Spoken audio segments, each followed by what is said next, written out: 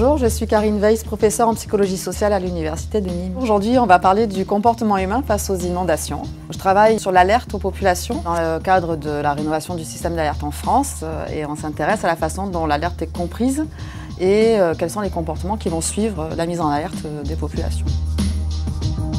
On a souvent vu dans les médias des comportements qu'on a qualifiés d'inadaptés, comme le fait de prendre sa voiture, d'aller chercher sa voiture au sous-sol ou d'aller chercher ses enfants à l'école.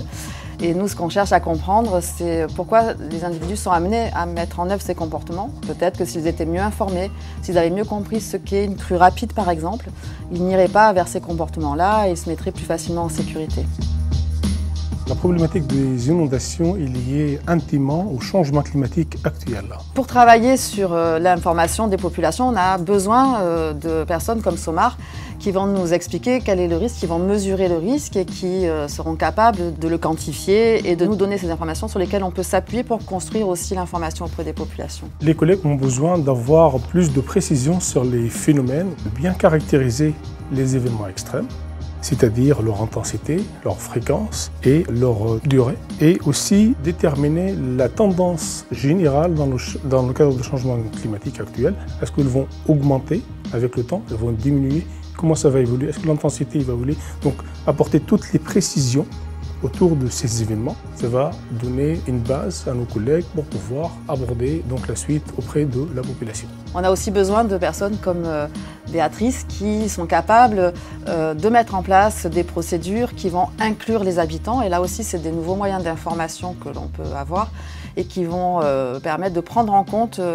les comportements des habitants, leurs perceptions et de les mettre en situation. Avec Karine, on comprend la question des comportements, on comprend les dimensions cognitives.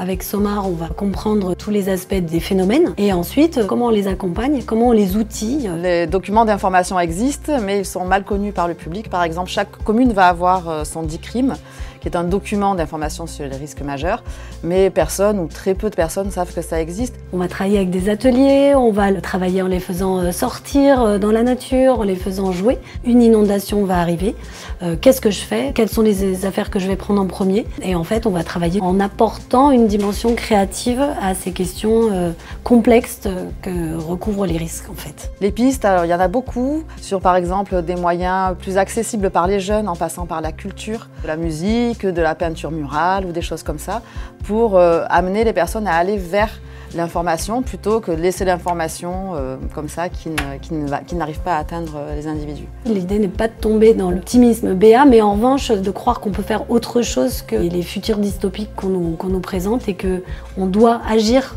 collectivement et si possible avec un peu d'imagination.